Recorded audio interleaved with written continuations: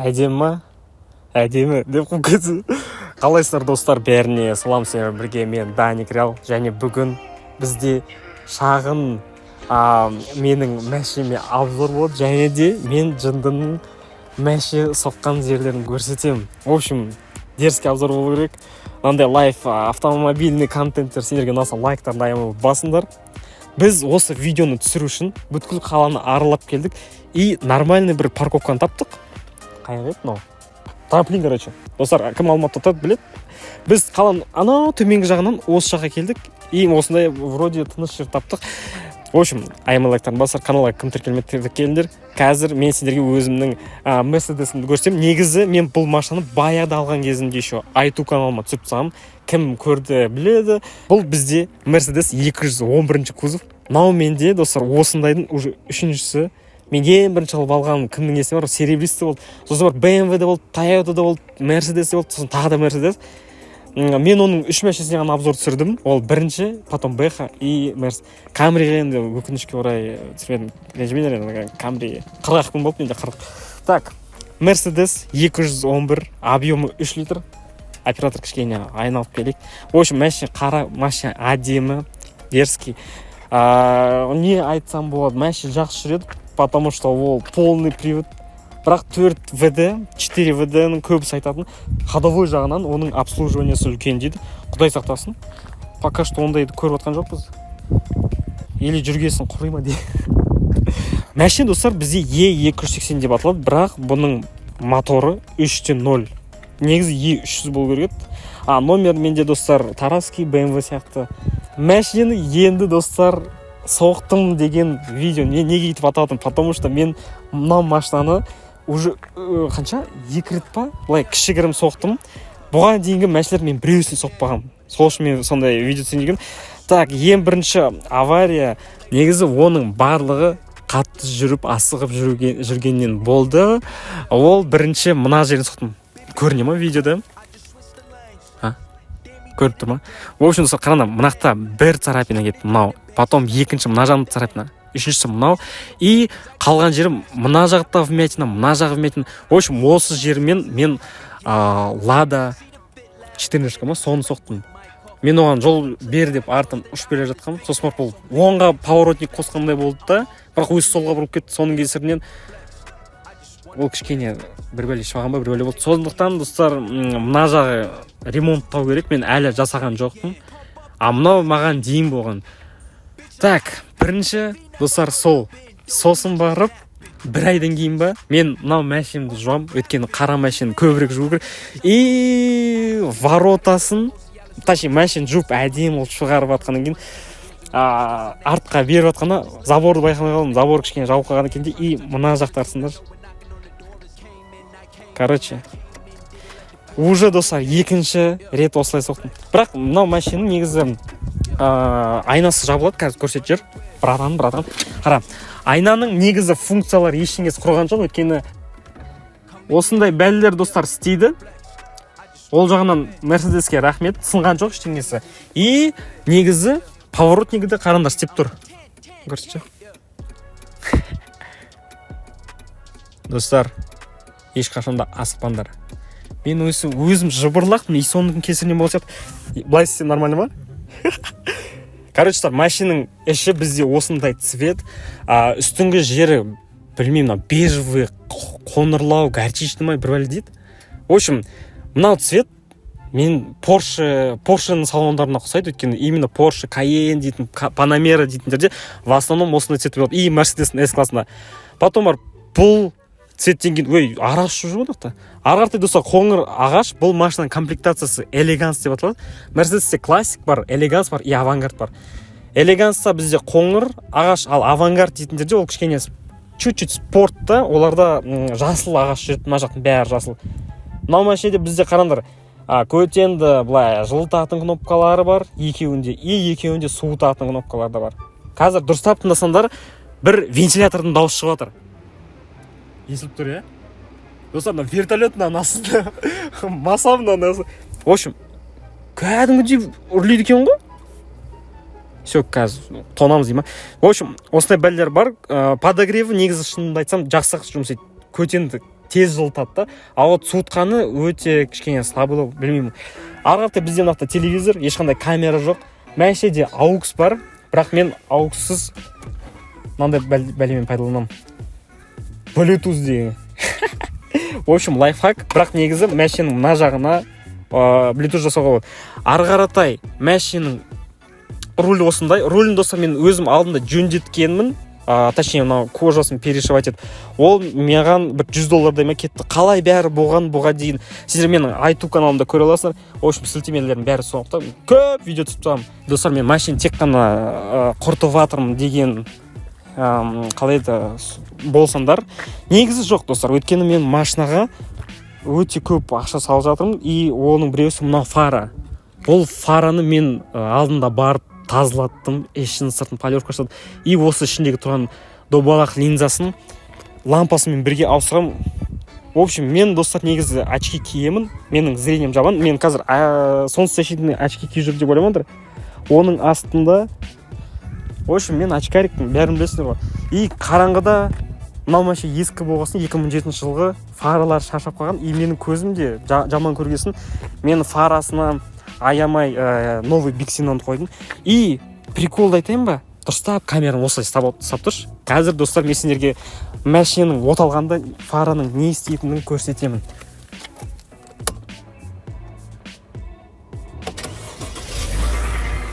Жылжыды ма? Бұл достар бізде умный фары деп аталады Мерседестің. Мен алғанда оны білген жоқпын, бірақ машина енді алғанда қараңғыда машинаның фаралары былай төменге түседі. От алдырғанда жж деп көтеріледі. Сөйтсем, алдында фара ауыстырған жігіт маған айтады, бұл машинаның фарасы тек қана үстіге астыға емес, ойбай, мынау шуылдап кетті ғой. Қазір достар. В общем, достар, машина, оказывается, бізде тек қана астыға үстіге емес, оңға, солға мынаның домалағы бұрылады екен. Мен оны өзім соны ауыстырғаннан кейін қараңғыда жүргенде, машина рулін оңға бұрайын, фара оңға бұрылады, солға бұрайын, солға бұрылады. И алғалы бері оны байқамам, менің ойымша фарасы бұған дейінгі слабый болғасын, ол білінбейтін. Так, бұл бізде, достар, рестайлинг.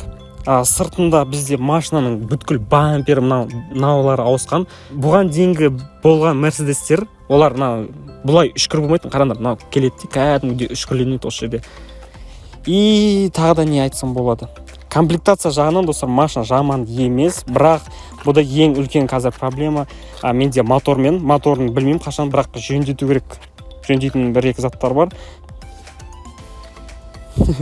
Обзор, съемка. Айтпақшы, достар, мынау Мерседесте менде шторка бар. Менде кезінде Camry 40-та да болған. Бірақ Camry'дікі, достар, ол қолмен көтеріліп, қолмен жабылатын. Ал мынау Мерседесте қараңдар, мынақта бір кнопка бар. Осын бассам, енді артқа терезеге қараймыз. И деп түседі машина. И осылай свет те көбейеді.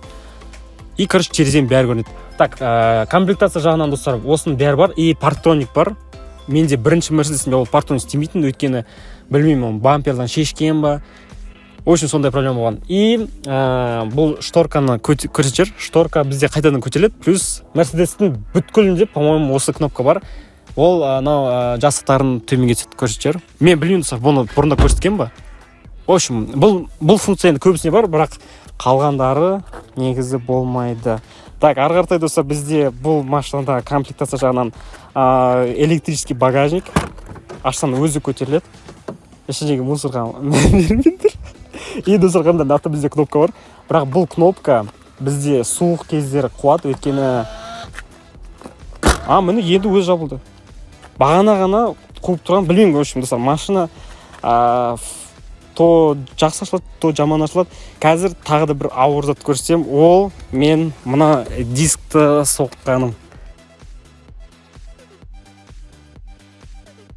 В общем, мен заправкадан шығып жүріп келе жатқанда, машинам ремень тағып атқанға дейін машина бізде оңға қаратай жүреді кішкене.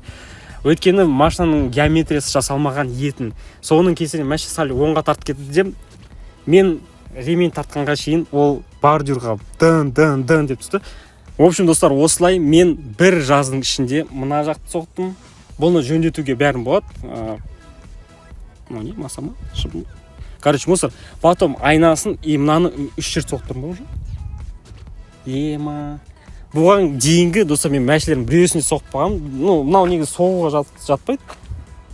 Құдайға шүкір қатты ештеңе болған жоқ, но сонда да мына затты бізге жөндеу үшін бір 20 мыңдай керек, по-моему.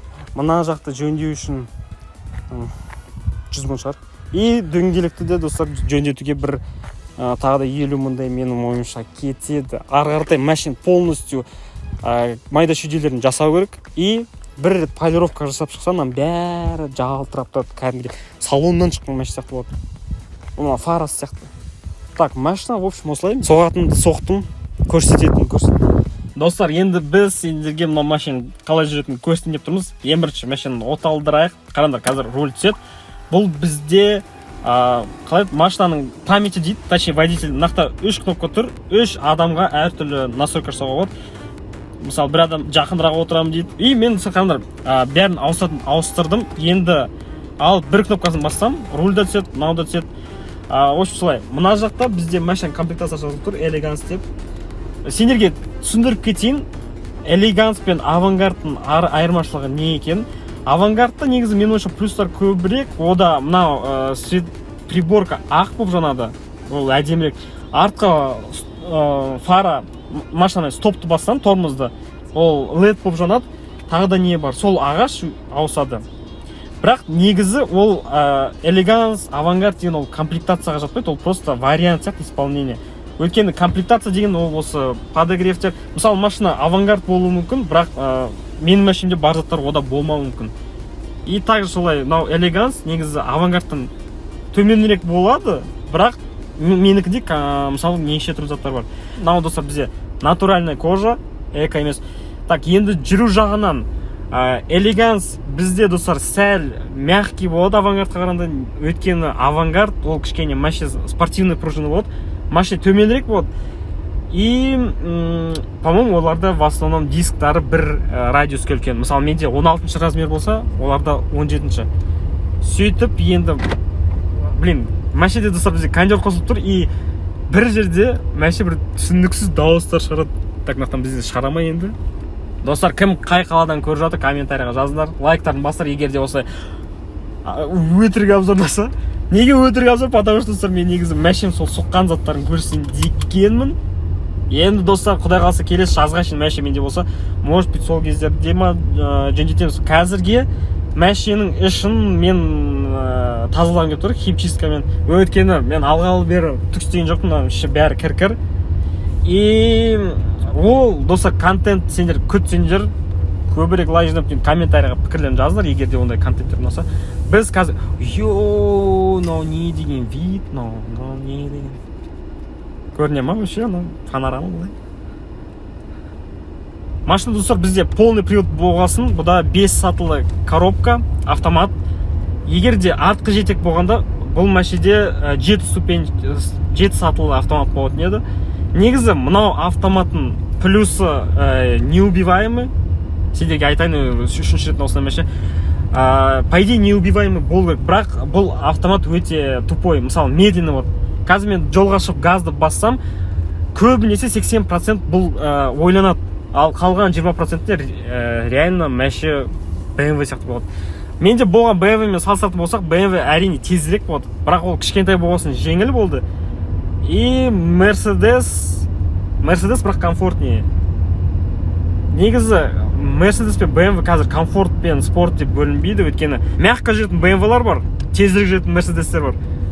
В общем, сондай тема. Просто кімге қайсысын айтты, сол машина алады. Маған негізі бәрібір машина нормально болса болды. Мен негізі достар сағат қазір 4 болып отыр. Маған дәл қазір отырып телефоннан видеоны шығарып жіберу керек. Маған есіме енді сол түсті. Берсе осы видео енді жақын уақытта шығатын шығар. Так, не істесем болды, тоқта тұрайық бір көлеңкеге. Видео шығып жатса лайктарын бастасын ұмытпаңдар. 3 hours later. Мінекей достар, біз вроде нормальный пробкаларды өттік, енді Аль-Фараби көшесімен келе жатырмыз. Машина жүру жағынан мен айтып жатқан коробканы тормоз, мынау. Қазір мен газды басам, машина ойланып жүреді. Так, машинада достар 230 аттың күші бар. 100-ге дейін примерно 7-8 секунд жүреді.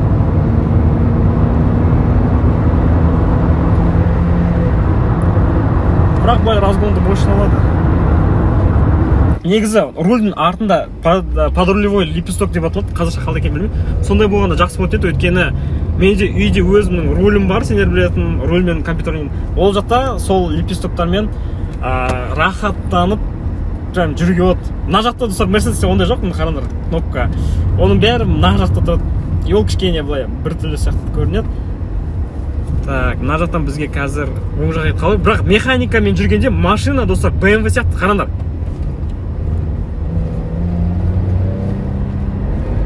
Короче, бассаң сразу жүріп кетеді. Алматының өмірі осылай достар. Біреулер пробкада жүреді, біреулер самокатпен жүреді. Бірақ пробка, барған сайын Алматыда машиналар көбейіп жатыр, қараңдар. Біз вроде сағат 4-3-5-терде жүрміз.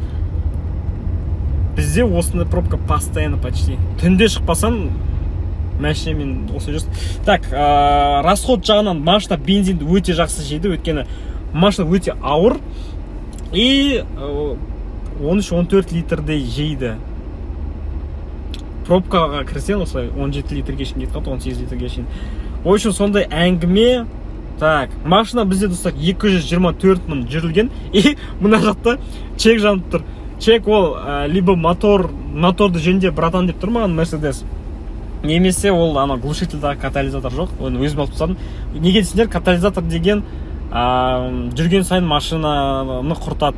Кондер жағынан машина өте жақсы суытады. Мысалы біз қазір 29. Мына достар жаздың соңғы күндері, қаншасы бүгін 23-і, оның самокатын басты ма? Негізі кондиционер нормально жұмыс жасайды суық жағынан. И мынау көтен суытатындар да анда-санда көмектесіп тұрады. Так, арғартай машин ішінде айтатын не қалды? Естерінде болса, менде бұған дейінгі Мерседестерде мынаны бассан, ішінен диск салатын жер шығатын.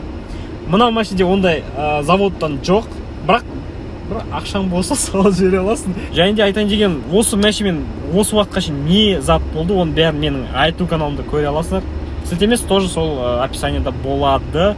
Машинада достар тағы да фараға су себетін заты бар. Мынатан достар бізге қазір оңға бұрылу керек. Мен қазір коробканы механикаға ауыстырамын. Екінші передачада келе жатырмыз. Енді қазір газды басқанда тексереміз негізі қалай жүретін. Примерно спидометр көрініп тұр ма?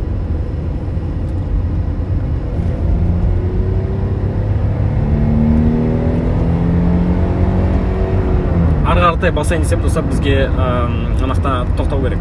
Все. Бұның бәрін мен істеп жатқан жоқ, компьютерный графика. Forza 6 шығыпты достар. Forza 6-да отырмыз қазір.